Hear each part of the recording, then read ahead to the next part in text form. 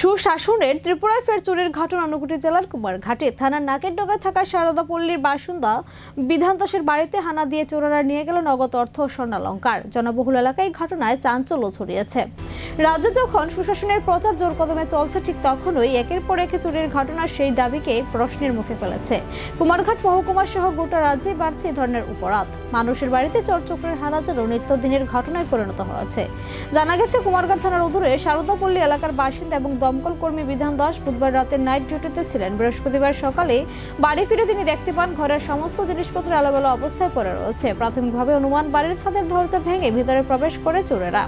সেখান থেকে সোনার গয়না ও নগদ অর্থ নিয়ে চম্পট দেয় দুষ্কৃতীরা। যদিও বাড়ির গৃহকর্ত্রীর অনুপস্থিতিতে চুরি যাওয়া সোনার সঠিক পরিমাণ এখনও জানা যায়নি। এলাকাবাসীর মতে কুমারঘাটে চুরির ঘটনা দিন দিন বেড়েই চলেছে। মাদকের নেশায় আসক্ত কিছু যুবক এই ধরনের অপরাধে জড়িয়ে পড়েছে বলেও আশঙ্কা প্রকাশ করেছেন অনেকে।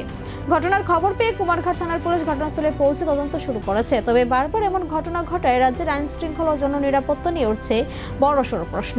বিধানচন্দ্র দাস, এটা জায়গাটা হচ্ছে শারদাপল্লী। তো কালকে রাত্রে আমার ডিউটি আসতো, নাইট ডিউটি। তখন আমি নাইট ডিউটিতে গেছি। নাইট ডিউটি করিয়া আইয়া সকালবেলা যখন আইসি 8টার সময় আমার ডিউটি শেষ হয়েছে, পরে যখন আমি আইসি করে আইয়া দেখতেছি যে আমার ঘরটা উলট পালট হয়ে গেছে। সম্ভবত চুপ ঢুকছে, চুপ ঢুকে এগুলা করছে। ঘরে কেউ আসতো না, খালি ছিল ঘরটা। আপনার ছাদের উপরে দিকে ঢুকছে।